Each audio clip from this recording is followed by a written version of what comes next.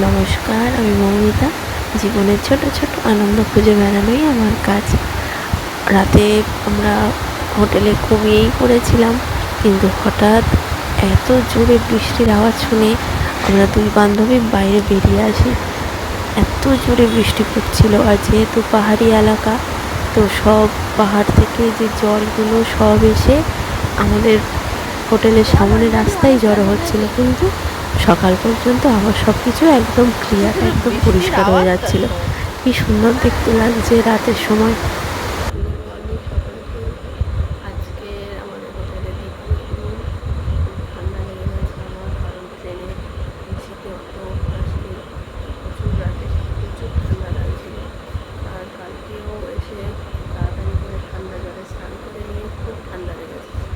একটু চা ছিল, চা খাচ্ছি গলাটা ঠিক করার জন্য, আগে খাটা ঠিক রাখার জন্য।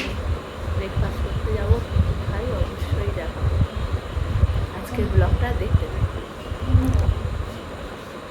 ধন্যবাদ, এখন বলবো না, শেষে। তারপরে আমরা খাওয়ার জন্য একদম রেডি, জল খাবার খেতে যাব। কিন্তু তার আগেই একটু বললাম না রাতে বৃষ্টি হয়েছে, তাই আমরা শহরটা দিনের বেলা দেখছি। আর ওই দূরে পাহাড়গুলো আমাদের নজরে পড়েনি, এখন বেশ পরিষ্কার দেখতে পাচ্ছি। ওগুলো সব ভুটানের পাহাড়। আমার খুব ভালো লাগছিল এখান থেকে দেখতে।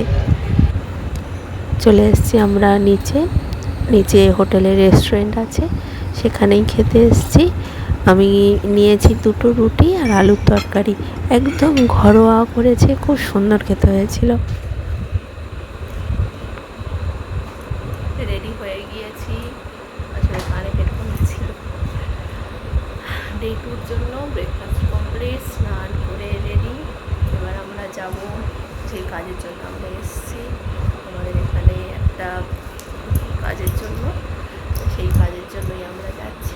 সেখান থেকে আমরা আজকে একটু ছোট্ট করে ডুয়ার্সটা ঘুরবো, দেখাবো সব কিছু। আর যেখানে যাচ্ছি সেখানেও লাঞ্চ করবো। তো চলো ভিডিওটা এগিয়ে যেতে থাক, আর আপনারা অবশ্যই করে একটু দেখতে থাকুন, ফলো করবেন, কারণ আপনাদের প্রত্যেকটা ফলো আমার জন্য অনেক সাপোর্ট, অনেক অনেক কাজে লাগবে। ধন্যবাদ, মানে আপনারা এতটাই ভালোভাবেই আমার সাপোর্ট করছেন। চলে এসেছি আমরা, আমাদের আসলে কাজেরই জন্য এসেছি। তো সেখান থেকেই আমরা এখন যাচ্ছি হ্যামিল্টনগঞ্জ, কারণ আমরা হাসিমারা থেকে জায়গাওতে এসেছিলাম। একদম জায়গাও আর ভুটান একদম একদম পাশাপাশি, বলতে গেলে আমরা ভুটানেই ছিলাম। তো সেখান থেকে আবার আমরা গাড়ি করে আমরা যাচ্ছি হ্যামিল্টনগঞ্জ। আর এই ড্রাইভার দাদা এত ভালো, এত সুন্দর ড্রাইভ করে, আর একদিক থেকে উনি আমাদের গাইড করে করেও যাচ্ছিল। এই সব যে জঙ্গলগুলো দেখা যাচ্ছে, ওই জঙ্গলে নাকি হাতি থাকে। তো আমাদের সবার নজর ওই দিকে, আর উনিও নাকি দেখতে পেয়েছিল, কিন্তু আমাদের চোখে পড়েনি। যাই হোক, আর কি করা যাবে, আমাদের ভাগ্যে নেই হাতি দেখা। তো যাই হোক, আমরা আবার জঙ্গলের মধ্যে দিয়ে চলেছি। আসলে এখানকার মানুষদের বসবাসই এরকম, হাতি, বাঘ, নানান ধরনের এই যে আবহাওয়া, এই রকম নদী, এখানেই মানুষের বসবাস চলে যাচ্ছে। আমাদের কাছে তো আমরা 2 দিনের জন্য যাই, তাই আমাদের ভালো লাগে। আমাদের কাজের জায়গায় চলে এসেছি, আমাদের কাজ হয়ে গেছে, এবার আমরা দুপুরবেলা খেতে বসেছি। তো প্রথমেই মানে সবাই মিলে একসাথেই খেতে বসেছিলাম।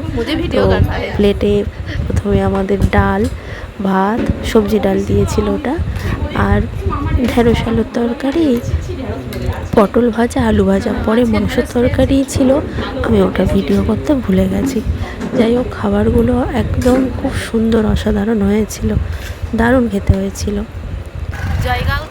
তারপরে আমি এই জায়গাটাতে আমার ভয়েস আমি মিউট করে দিয়েছি, কারণ আশেপাশে একটু গান বাজছিল, কপিরাইট হয়ে যাওয়ার জন্য আমি আর সাউন্ডটা আমি জোরে দিলাম না। আসলে আমি এই দিদির অফার আর ফেলতে পারিনি। ওনার স্কুটিতে করেই আমি আমাদের একটা ফিল্ডে একটা কাজে যাচ্ছিলাম। তো এত সুন্দর চা বাগানের মাঝখান দিয়ে যাওয়ার অভিজ্ঞতাটা আর 4 চাকাতে বসে নেওয়া যাচ্ছিল না, তাই দিদি অফার দিয়েছে, আমি নিয়েছি। খুব সুন্দর লাগছিল, দিদি খুব সুন্দর স্কুটি চালায়। এত সুন্দর প্রকৃতি, কে কাঁচের ভিতর থেকে দেখতে ভালো মন চাই বলুন তো? ওর থেকে একদম সুন্দরভাবে আমি যাচ্ছি, সত্যি মনটাও ছুঁয়ে যাচ্ছে, এত ভালো লাগছিল। চারিদিকে সবুজ, যেন ছুটে চলে যায়।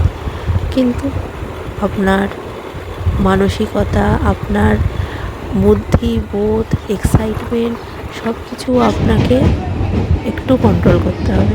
আর এই দেখুন, আমি এই প্রথম মহরম উৎসবটা এইভাবে দেখলাম, কারণ আমরা যে লোকালয়ে থাকি সেখানে তো এইরকম মহরম উৎসব দেখতে পাই না। এখানে এসেই মহরম উৎসব দেখতে পেলাম, খুব ভালো লাগলো, নতুন একটা অভিজ্ঞতার সাক্ষী হলাম। আবার চলেছি আমরা। খুব এখানকার রাস্তাগুলো এত সুন্দর, বলাই যায় না, এত দারুণ রাস্তাগুলো, একদম খুব সুন্দর। কোথাও রাস্তা ভাঙা নেই, কোথাও কোনো রকম সমস্যা নেই। আর এত সুন্দর সুন্দর গাছ, চারিদিকে সবুজ হয়ে আছে, খুব সুন্দর। এখানের মানুষদের মনে হয় অক্সিজেন নিতে কোনো অসুবিধা হয় না, খুব ভালো লাগছিল। ফের আবার আমার চারিদিকে দুদিকেই একদম সুন্দর গোছানো, যেন একটা চা বাগান, এত ভালো লাগছিল। আর ওই সামনে আমাদের গাড়িটা ছুটেছে, আর আমি প্রকৃতি, মনোরম দৃশ্য ফিল নিতেই আমি দিদির গাড়িতে করে যাচ্ছি, খুব ভালো লাগছিল। জীবনে অনেক কিছু শেখার বাকি, অনেক কিছু জানার বাকি, অনেক অভিজ্ঞতার বাকি। সেগুলো যদি ঠিক টাইমে, ঠিক সময় আমরা উপলব্ধি করে নিই, তাহলে অবশ্যই আমরা জীবন জয় করি। খুব ভালো লাগছিল আসলে এই কথাগুলো। নিজের ভুল নিজে থেকে শেখা, অনেক কিছু আপনি শিখবেন, অনেক কিছু মানুষের কাছ থেকেও শিখবেন, কিন্তু নিজের ভুল থেকে শেখা, সেটা সারা জীবন মনে রাখা যায়। আমার সাথেও অনেক কিছু ঘটেছে, কিন্তু সেগুলো সত্যি আমি এইরকম সোশ্যাল মিডিয়াতে বলতে চাই না, কারণ আমি একটা উড়ন্ত পাখি। হোটেলে ফিরে এসেছি, অনেক কষ্ট হয়েছে আজকে। আসলে আমরা তো এসেছিলাম একটা কাজের জন্য, তা সেই কাজটা ফুলফিল হয়েছে, সাকসেস হয়েছে। আমরা গিয়েছিলাম হ্যামিল্টনগঞ্জ, সেখান থেকেই আসলে আমাদের একটা কাজ ছিল, সবাই মিলে সেখানে গিয়েছিলাম। একটু আগেই ফিরলাম, শরীরটা খুব খারাপ লাগছিলো, কারণ আমার প্রচুর ঠান্ডা লেগে গেছে, একটু জ্বরও মতন এসছে, কিন্তু আমি ওষুধ খেয়েছি, খাওয়ার চেষ্টাও করছি, আর ভালো থাকারও চেষ্টা করছি, কারণ এত দূরে এসে যদি শরীরটা খারাপ হয়ে যায়, পুরো ঘোড়া মাটি হয়ে যাবে। ওই জন্য খুব করে চেষ্টা করছি একটু নিজেকে সুস্থ রাখার, ভালো রাখার, সবাইকে নিয়ে আনন্দ করার। তাই আমি সমানে রুমে যেমন সব কিছু আছে, ইলেকট্রিক কেটেল, আর এই যে আমি বেশি করে একটু চা, দুধ আর চিনি দিয়ে যেতে বলেছি, দিয়ে গেছে, তা আমি খালি চা খাচ্ছি। তাই চাটা আমি খেতে পারছি না তেমন, কিন্তু দুধ দিয়ে বেশ ভালো লাগছে। এটা দুধ না, দুধের মতনই একটা সাপ্লিমেন্ট, নেসলের একটা ডেয়ারি লো ফ্যাট নামে সব দেওয়া, কিন্তু কতটা কি জানি না। যাই হোক, এই দিয়ে খাচ্ছি, একটু গরম জল খাওয়ার থেকে এই একটু খাই, তাই এই খাওয়ার চেষ্টা করছি। আর এদিকে টিফিনও আছে, এটা ডিমের চপ, সিঙ্গারা আর মুড়ি। রাতে আমি আর কিছু খাবো না, ওই সে আর একজন খাচ্ছে, ও অন্য সিনা কিছু খেতে চায় না। এখানে এসে আমি বুঝতে পারছি যে ও খুব খাচ্ছে, তাই তো অঞ্জলি? নিজে কি ফিল করছিস? ভালো খাচ্ছিস কেমন? ভালো, গাড়িতে যে কষ্টটা হয় সেটা আমি ফিল করতে পারছি না। সেটা কেন, কিসের জন্য বলতো? তুই নিজে ভাব কিসের জন্য। আমাদের ওখানে তুই গাড়িতে এত শরীর অসুস্থ হয়ে যায়, আর তুই এখানে কেন করছিস? গাড়ির একটা স্মেল আমি এখানে পাচ্ছি না। এখানে স্মেলের কথা, এনাদের গাড়িগুলো সব থেকে ভালো কথা, পরিচর্যা খুব ভালো, সবথেকে ভালো কথা রাস্তা, ওটাই সবথেকে মেন ম্যাটার করে। আমাদের ওখানকার রাস্তা যেমন ব্যাক, আর আমাদের ওখানে ড্রাইভারগুলো একটুও ভালো না, আর এত রাফলি গাড়ি চালায়, আপনার শরীর অসুস্থ হতে বাধ্য হবে।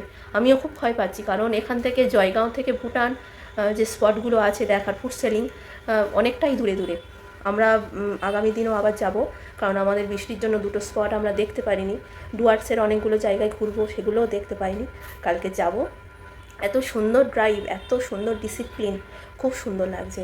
তাই আমাদের কারো শরীর অসুস্থ হয়নি, আর অসুস্থ হলেও এত সুন্দর জায়গা নিজেকে ভালো রাখতেই হবে, তাছাড়া কোনো উপায় নেই। তো চলো তাহলে ভিডিওটা আজকের এখানেই শেষ করছি। হয়তো আমরা ভুটান গেটটা একটু ছবি তুলতে যাব একটু পরেই নিচে। শরীরটা অসুস্থ লাগছে আর ভিডিও ভালো লাগছে না, আপনারাও বোর হয়ে যাচ্ছেন আমার কথা শুনে শুনে। তাও দেখা হচ্ছে আবার পরের একটা ব্লগে।